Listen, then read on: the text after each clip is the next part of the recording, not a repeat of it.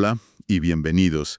Hoy vamos a darle una vuelta a fondo a un material que, la verdad, pone en jaque algo que hacemos casi sin darnos cuenta, la forma en que hablamos con nuestros ordenadores. Tenemos sobre la mesa un artículo fascinante de Sergei Andreyev, que no se anda con rodeos. Plantea que la forma en que hemos diseñado el software durante los últimos 30 años es, básicamente, una jaula de oro. Una jaula de oro. Me gusta cómo suena eso. La idea central, si no me equivoco, es una pregunta muy directa. Después de las interfaces fijas y las adaptativas, ¿qué viene ahora? Exacto. Y su propuesta es, bueno, es radical, devolvernos el control total sobre lo que vemos y cómo lo vemos en la pantalla. Exacto. Y esa es la misión de nuestro análisis de hoy, desgranar esa idea. Para entender por qué él considera que es una revolución necesaria, vamos a viajar desde los inicios de la computación hasta hoy. Vale. Expondremos su crítica, que es bastante feroz, al modelo actual y, lo más importante, exploraremos su visión de futuro, un concepto que él llama movilidad total. Pues el viaje suena prometedor.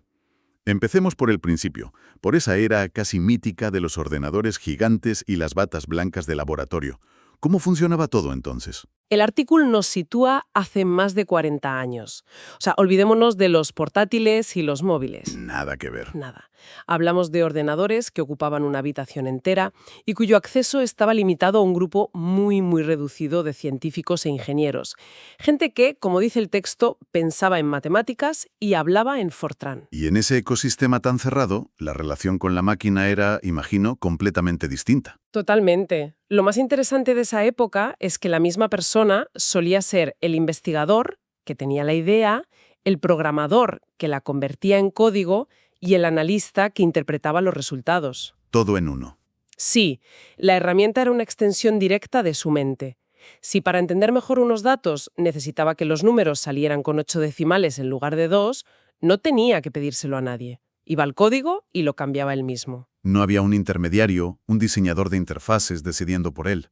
La interfaz era fija, sí, pero el control absoluto lo tenía el usuario final. Justo, pero claro, el mundo se especializó. Aparecieron los programadores como una profesión separada de los científicos. Y aún así, esa relación directa no se rompió del todo, ¿no? Hechiceros que compartían lenguajes secretos. La colaboración era tan estrecha que si un físico nuclear necesitaba un cambio en la visualización, se acercaba a la mesa del programador y se lo explicaba. Era un diálogo constante. Un circuito de retroalimentación inmediato y personal, diseñado para un equipo de unas pocas personas. Pero entonces llegó el ordenador personal y, bueno, lo cambió todo.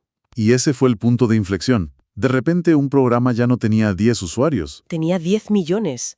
Y el modelo de la conversación personal se hizo absolutamente imposible.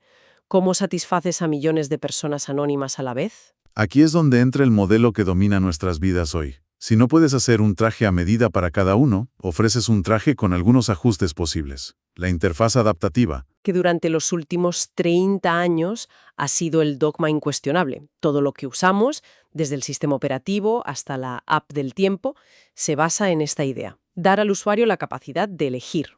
Cambiar colores, reorganizar barras de herramientas, decidir qué columnas ves en una tabla. Eso es. Espera, y a primera vista, eso suena bien, ¿no? A mí me gusta poder poner el modo oscuro en mis aplicaciones o quitar los botones que no uso. ¿Por qué el autor lo considera una jaula de oro? ¿Dónde está el truco? El truco, según él, está en que es una ilusión de libertad. Te dan a elegir, sí, pero solo entre las opciones que el desarrollador ha considerado previamente apropiadas y ha programado para ti. Entiendo. Es como ir a un restaurante donde el menú dice elige lo que quieras, pero solo hay 3 platos. No puedes pedir algo que no esté en la carta, por mucho que te apetezca. Vale, entiendo. El control final no es mío. Yo no decido los platos del menú, solo elijo entre los que me ofrecen. La decisión fundamental ya la ha tomado otro por mí. Exactamente. Y para explicar la gravedad de esto, usa una analogía potentísima: los gremios medievales. Ah, sí, la he leído. Es muy buena. Es que lo clava. En la Edad Media, solo los miembros del gremio de zapateros podían hacer y vender zapatos. Y todos los zapatos debían seguir un patrón estricto. La innovación o la personalización estaban prohibidas para mantener el control del gremio. Y él dice que los diseñadores de interfaces son como un gremio moderno. Argumenta eso, sí, que imponen sus estándares y deciden que es correcto para todos. Esto me lleva a una frustración que creo que todo el mundo ha sentido. El artículo cita una frase que es perfecta. Tienes que averiguar cómo encajar lo que quieres hacer en las capacidades que ofrece el software. ¿Es que es eso? Es decir, acaba desdoblando nuestra forma de trabajar, a veces de pensar, para adaptarnos a las limitaciones de la herramienta. Hacemos no lo que sería ideal, sino lo que el programa nos deja hacer. Y esto nos lleva a lo que el autor llama la mayor paradoja del software especializado, sobre todo en ciencia e ingeniería. Y es una idea que, cuando le das una vuelta, es demoledora. A ver, dispara. La paradoja es esta. Tienes a los mayores expertos del mundo en un campo, gente que está en la frontera del conocimiento humano, ya sea física de partículas, genética o lo que sea. Vale. Obligados a usar herramientas diseñadas por personas que, con todo el respeto, saben infinitamente menos que ellos sobre ese tema. Visto así, es un sinsentido absoluto. Estamos diciendo que la gente que literalmente está inventando el futuro utiliza herramientas que limitan su capacidad de pensar y explorar. Exacto. Es como ponerle un freno de mano a la innovación a escala global. Precisamente. La herramienta, en lugar de potenciar al experto, lo constriñe. Y lo curioso es que esto choca frontalmente con lo que muchos consideran el futuro del diseño, el llamado diseño dinámico o dynamic layout. Expliquemos esto un poco. El diseño dinámico es la idea de que la interfaz se reorganiza sola, de forma inteligente, según el tamaño de tu pantalla o lo que estés haciendo. Como una página web que se ve bien en el móvil y en el ordenador. Claro, la promesa es que no tienes que preocuparte por nada, el sistema lo hace por ti. Y suena muy bien, ¿verdad? El artículo recoge la defensa de un profesor del MIT a este sistema diciendo que evita al usuario la tediosa tarea de recolocar los elementos uno a uno. Pero la respuesta del autor es mordaz. ¿Qué dice? Compara esa defensa con la que se hacía de la esclavitud. ¡Wow! Es una comparación durísima. ¿De verdad lo ve tan grave? Es una afirmación muy fuerte, sin duda, pero la usa para ilustrar su punto de vista hasta el extremo. Argumenta que sí, la esclavitud también te quita la tediosa tarea de pensar qué vas a comer o dónde vas a dormir, pero lo hace a cambio de quitarte lo más importante, la libertad. Entiendo el punto. Para él, que un sistema decida por ti cómo se organiza tu espacio de trabajo, aunque sea con la mejor de las intenciones, es quitarte una libertad fundamental. Vale, el diagnóstico es demoledor. Nos han vendido una jaula de oro con barrotes invisibles. Pero criticar es fácil. ¿Qué propone el autor para derribar los muros? ¿Cuál es la alternativa real? Propone un nuevo contrato social entre quien hace el software y quien lo usa. Una división de responsabilidades muy clara. A ver, El desarrollador se centra en lo que él llama la esencia del programa. Que los cálculos sean correctos, que la base de datos funcione, que la lógica sea impecable. La maquinaria interna, vamos. ¿y el usuario? Y el usuario, y solo el usuario, tiene el poder absoluto sobre la forma. Qué información se muestra, cuándo se muestra y cómo se muestra. Y aquí es donde introduce su analogía central, la de la casa amueblada. Que es brillante por su sencillez. Imagina que alquilas una casa. El propietario, que es el desarrollador, te la entrega amueblada y decorada con un gusto exquisito. Esa es la interfaz por defecto. ¿Hasta aquí bien? Pero desde el momento en que te da las llaves, la casa es tuya. Eres totalmente libre de mover los muebles. Si quieres más luz para leer, acercas el sillón a la ventana. Si vas a dar una fiesta, despejas todo el salón. Justo. Creas un rincón de trabajo donde te viene mejor. La casa se adapta a tu vida, no tu vida a la casa. La analogía es genial. Pero una casa tiene 4 paredes. ¿No existe el riesgo de que el usuario, con total libertad, cree un caos absoluto en la pantalla? Una interfaz tan personalizada que se vuelve inutilizable y acabe frustrado. Es una pregunta muy pertinente. Y la respuesta del autor es que la clave está en la intuición. Nadie necesita un manual de instrucciones para mover una silla. Lo haces de forma natural. Vale. Su propuesta se basa en que la manipulación de los elementos de la pantalla sea igual de instintiva. Vale. Control total. Suena muy bien, pero ¿cómo se traduce eso en la pantalla?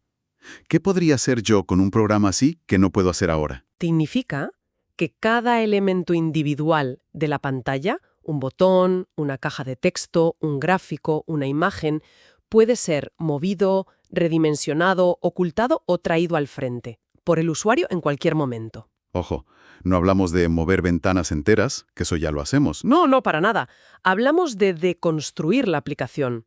Imagina poder coger el botón de guardar de tu procesador de textos y ponerlo justo al lado del párrafo en el que estás trabajando. O en un programa de análisis ampliar solo el gráfico que te interesa hasta que ocupe media pantalla y encoger los demás a un rincón. Exactamente eso. Y tecnológicamente, ¿cómo se consigue eso? Suena increíblemente complejo. Él explica que desarrolló un algoritmo para hacerlo posible. La idea clave es que cada objeto en la pantalla, sea lo que sea, lleva una especie de esqueleto invisible y flexible debajo. Él lo llama una cubierta invisible formada por nodos. Como articulaciones. Eso es, como las articulaciones. Lo revolucionario es que el algoritmo no necesita saber si está moviendo un botón o una foto. Solo sabe cómo estirar y manipular ese esqueleto. Vale. Para el usuario, la experiencia es tan simple como arrastrar una tela.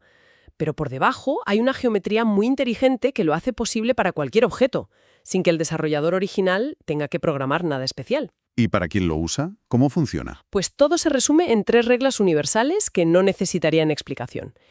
1. Todo es móvil. 2. Arrastras cualquier objeto desde su interior para moverlo.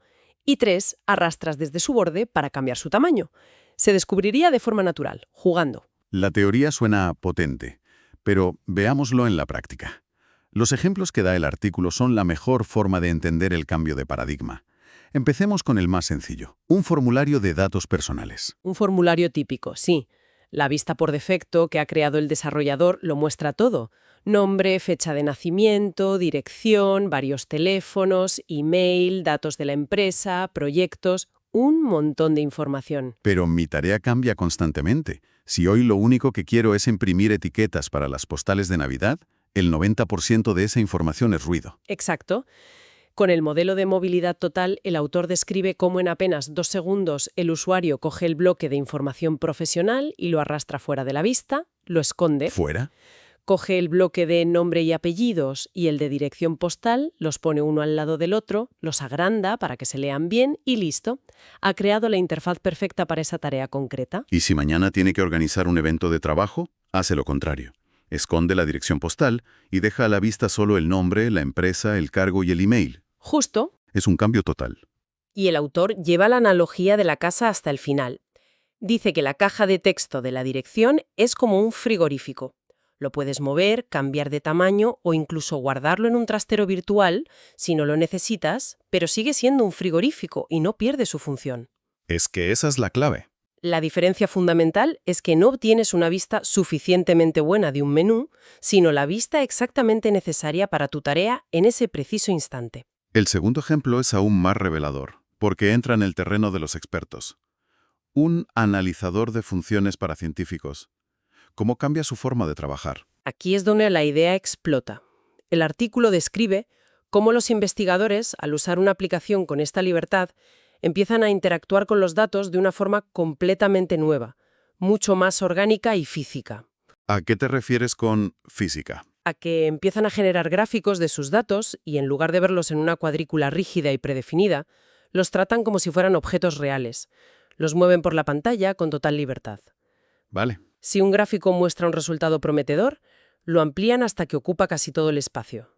Si otro es menos relevante, lo apartan a una esquina. Los apilan, los ponen uno junto al otro para comparar patrones. Es increíble porque lo que describe es volver a pensar con las manos, recuperar esa parte táctil, casi artesanal, del descubrimiento que el software rígido nos había quitado. Totalmente. Es como volver a la imagen clásica del científico con la mesa llena de papeles, diagramas y fotos, organizando su pensamiento de forma visual, pero con toda la potencia de lo digital. Has dado en el clavo. Devuelve al trabajo científico, que es intrínsecamente individual y creativo, esa libertad de organización. El investigador ya no está limitado por lo que el diseñador de la interfaz pensó que sería suficiente. El control vuelve al experto. El control sobre la visualización, que es crucial para el análisis y el hallazgo de nuevas ideas, pasa por completo a manos del experto. Es él quien mejor sabe cómo necesita ver sus datos para entenderlos. Se cierra el círculo que se rompió con la llegada del PC, devolviendo el control al usuario final, pero ahora a una escala de millones. Bien. Creo que el viaje queda muy claro.